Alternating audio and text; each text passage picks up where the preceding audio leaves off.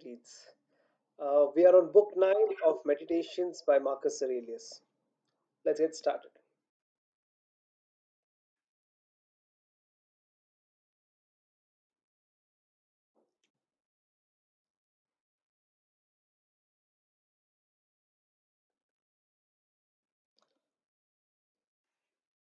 Injustice is a kind of blasphemy. Nature designed rational beings for each other's sake, to help, not harm, one another as they deserve. To transgress its will, then, is to blaspheme against the oldest of the gods, and to lie is to blaspheme against it too, because nature means the nature of that which is, and that which is the case are closely linked, so that nature is synonymous with truth, the source of all things. To lie deliberately is to blaspheme. The liar commits deceit and thus injustice. And likewise, to lie without realizing it, because the involuntary liar disrupts the harmony of nature, its order. He is in conflict with the way the world is structured, as anyone is who deviates toward what is opposed to the truth, even against his will. Nature gave him the resources to distinguish between true and false, and he neglected them, and now can't tell the difference. And to pursue pleasure as good and flee from pain as evil, that too is blasphemous. Somebody who does that is bound to find himself constantly reproaching nature, complaining that it doesn't treat the good and the bad as they deserve, but often lets the bad enjoy pleasure and the goods and the things that produce it, and makes the good suffer pain and the things that produce pain. And moreover, to fear pain is to fear something that's bound to happen, the world being what it is, and that again is blasphemy. When you and while you pursue happiness, you can hardly avoid wrongdoing, which is manifestly blasphemous. Some things nature is indifferent to. If it if it privileged one over if it privileged one over the other, it would hardly have created both. And if you want to follow nature, to be of one mind with it, we need to share its indifference. To privilege pleasure over pain, life over death, fame over anonymity is clearly blasphemous. Nature doesn't. And when I say nature is indifferent to them, I mean that they happen indifferently at different times to the things that exist and the things that come into being after them, through some ancient decree of providence, the decree by which some initial starting point had embarked upon the creation as we know, by laying down the principles of what was to come and determining the generative forces, existence and change, and their successive stages. Real good luck would be to abandon life without ever encountering dishonesty, hypocrisy, self indulgence, or pride. But the next best voyage is to die when you've had enough, or you're determined to lie down with the evil. Hasn't experience ever taught you that? To avoid it like plague? Because it is plague, a mental cancer, worse than anything caused by tainted air or an unhealthy climate. Diseases like that can only threaten your life. This one attacks your humanity. Don't look down on earth, but welcome it.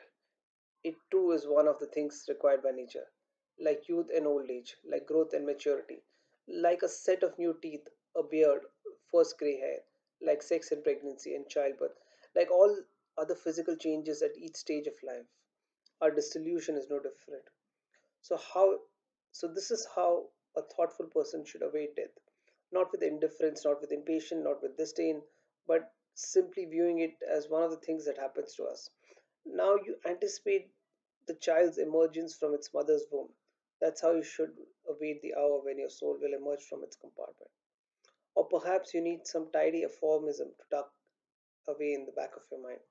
Well, consider two things that should reconcile you to death: the nature of things that that you leave behind, and the kind of people you'll no longer be mixed up with.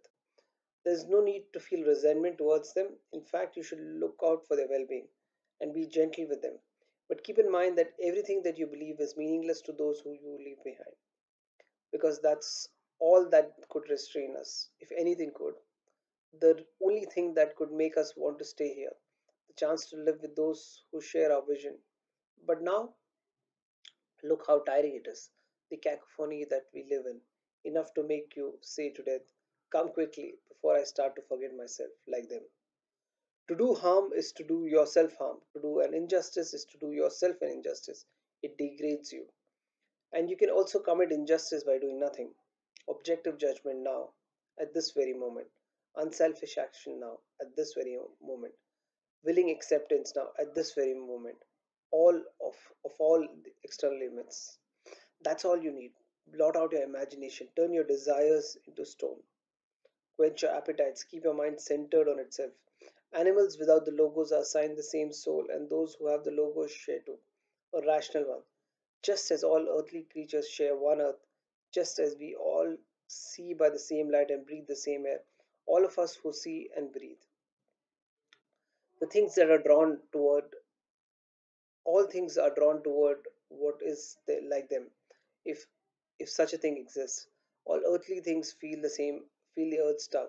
All wet things flow together, or and airy things as well. So they have to be forcibly prevented from mixing. Fire is naturally drawn upward by that higher fire, but ready to ignite as at the slightest touch of other earthly flame. So anything drier than usual makes good fuel, and because less of what hinders combustion is mixed with it. And things that share an intelligent nature are just as prone to seek out what is like them, if not more, because their superiority in some ways is matched by their greater readiness to mix and mingle with their counterparts. Even in irrational beings, we see swarms and herds and nesting and love not unlike ours, because they have souls, and the bonding instinct is found in developed form, not something we see in plants or stones or trees. And it's still more developed in rational beings, with their states, families, friendships, groups, their treaties and truces. And in those yet developed, in those yet more developed, there is a kind of unity even between separate things, the kind that we see in the stars. An advanced level of development can produce a sympathy even in effects that are quite distinct. But look how things are now. The rational things are the only ones that have lost this sense of attraction or convergence. Only that we do not see that intermingling. But however much they try to avoid us, there is no escaping. Nature is stronger, as you can see if you look closely. Concrete objects can pull free of the earth more easily than humans can escape humanity. Humanity, divinity, and the world, all of them bearing fruit, each fruitful in its season. Normally, we limit the world to vines and other plants unnecessarily. The fruit of the logos nourishes both us and it, and other things spring from it too, the same species as the logos itself. Convince them not to, if you can, and if not, remember the capacity of patience was given us for a reason. The gods are patient with them too, and even help them to concrete things, health, money, fame, such as the God's goodness, and yours too if you want it. What's stopping you? Nothing. Work, not to rouse pity, not to win sympathy or admiration, only this activity, stillness, and the logos of the state requires. Today I escaped from anxiety, or no, I discarded it because it was within me, in my own perceptions, not outside. Known by long experience, life is limited in lifespan, debased in substance, all of it. Now as then, in the mix of time, in the time of those we buried. Things wait outside, hover at the door. They keep to themselves. Ask them who they are, and they don't know. They can give no account of themselves. What accounts for them? The mind does. Not being done, but doing, the source of good and bad for rational and political beings, where their own goodness and badness is found not in being done, but in doing. A rock thrown in the air, it loses nothing by coming down, gain nothing by going up. Enter the minds, and you'll find the judges you're so afraid of, how judiciously they judge themselves. Everything is in a flux, and you too will alter in the world and perish and the world as well. Leave other people's mistakes where they lie. When they cease from activity or follow a thought to its conclusion, it's a kind of death, and it doesn't harm us. Think about your life: childhood, boyhood, youth, old age. Every transformation, a kind of dying. What was so terrible? Was that so terrible? Think about life with your grandfather, your mother, your adopted father. Realize how many other deaths and transformations and endings there have been, and ask yourself, was that so terrible? Then neither will the close of your life be its ending and transformation.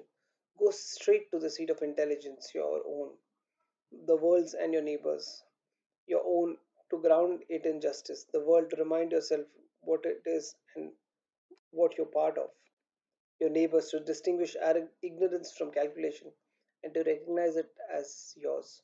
You participate in a society by existence, then participate in its life through your action.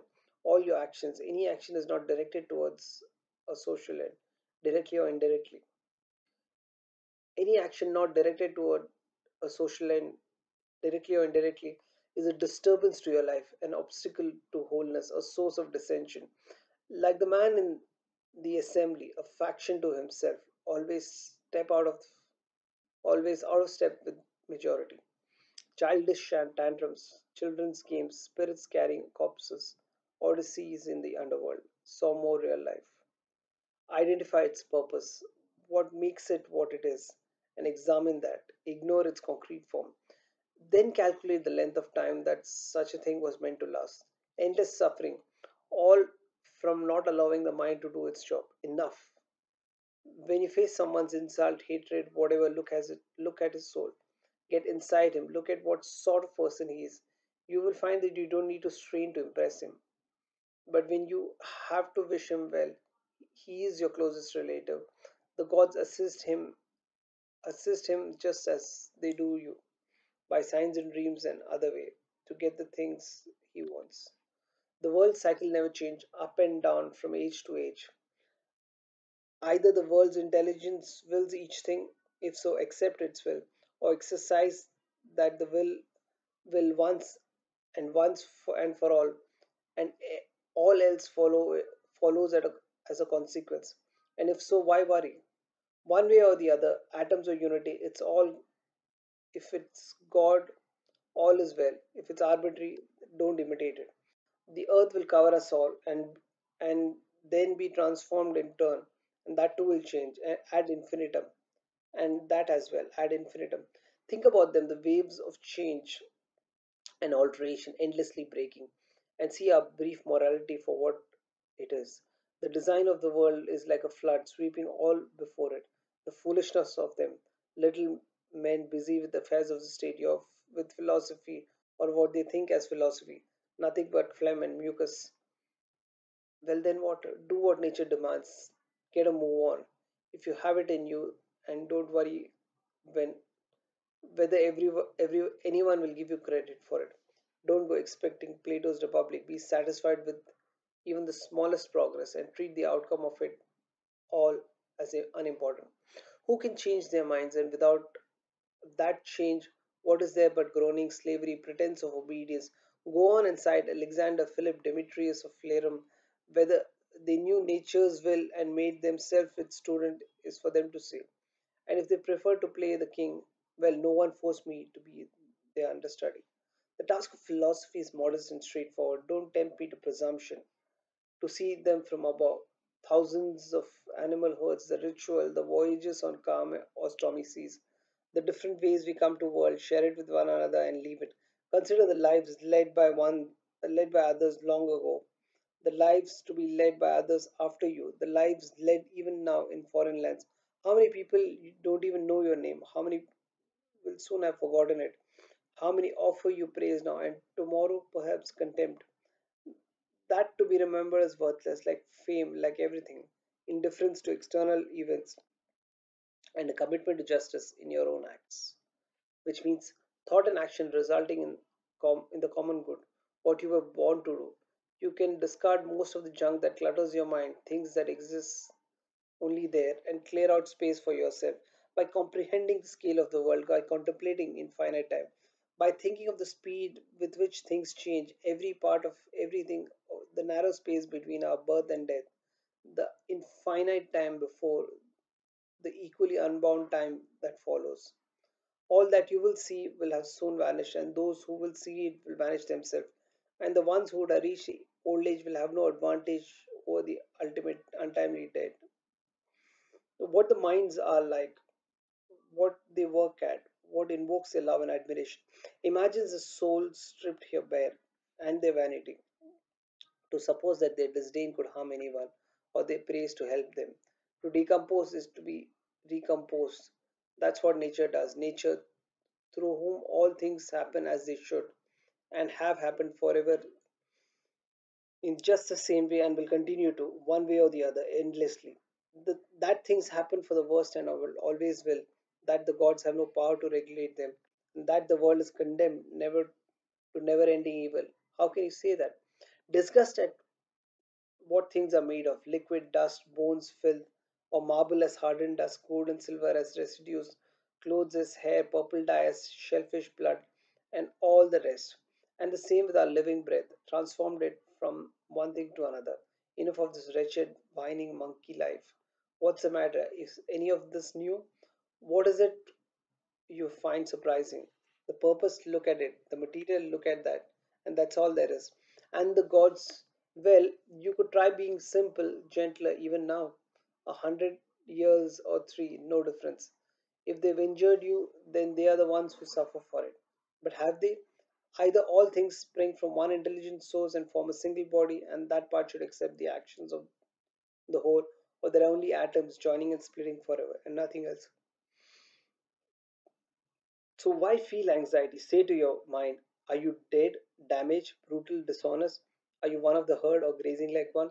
Either the gods have the power or they don't. If they don't, why pray? If they do, then why not pray for something else instead of for things to happen or not to happen? Pray not to feel fear or desire or grief. If the gods can do anything, they can surely do that for us. Like that, in illness, no other situation. Not to let go of philosophy no matter what happens. Not to bandy words with crackpots and Philistines. Good rules for any philosopher. Concentrate on what you're doing and what you're doing with it. What you are doing and what you are doing with it. If you run up against someone else's shamelessness, ask yourself, is a world without shamelessness possible? No. Then don't ask the impossible. They will have to be shameless people in the world. This is one of them. The same for everyone, for someone's action or wishes or untrustworthy or with any other defect. Remember that the whole class has to exist. Remember that the whole class has to exist. Remembering that the whole class has to exist will make you more tolerant of its members. Another useful point to bear in mind, what qualities has nature given us to counter that defect? As an antidote to unkindness, it gave us kindness and other qualities to balance our flaws. And when others stray, of course, you can try to set them straight because every wrongdoer is doing something wrong, some doing something the wrong way. And how does it injure you anyway? You will find that none of the people you're upset about has done anything that could do damage to your mind. But that's all harm or injury could mean. Yet boorish people do boorish things. What is strange or unheard about that? Isn't it yourself? Isn't it yourself you should reproach for not anticipating that they'll act this way? The logos give you the means to see given that a given person would act in a given way. You paid no attention, and now you're astonished that he's gone and done it. So when you call someone untrustworthy or ungrateful, turn the reproach on yourself. It was you who did wrong by assuming that someone with those traits deserve your trust, or by doing them a favor and expecting something in return, instead of looking at the action itself for your reward. What else did you expect from helping some? What else did you expect from helping someone out? Isn't it enough that you've done what your nature demands? You want a salary for it too. And if your eyes expected a reward for seeing or your feet for walking, that's that's what they were made for. By doing what they were designed to do, they're performing their function, whereas humans were made to help others. And when we do help others or help them to do something, we're doing what we're designed for, we perform our function. With that, we come to the end of book 9. Let's try and unpack a few things from this slightly boring book, if I may say. Um,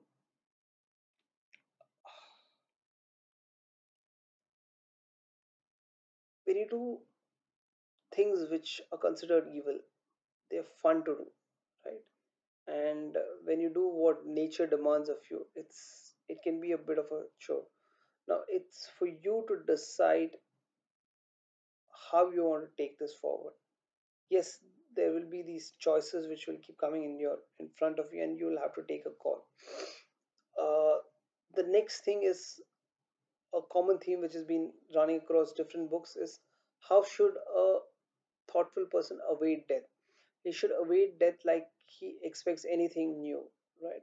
So just as we are expecting and anticipating a child to come out of the mother's womb, we should also anticipate and accept our soul to be set free.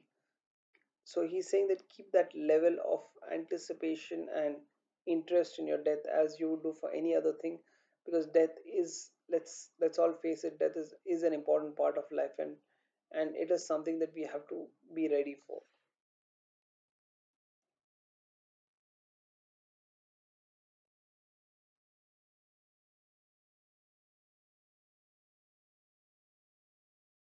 mm, that's about what I can pull out from here.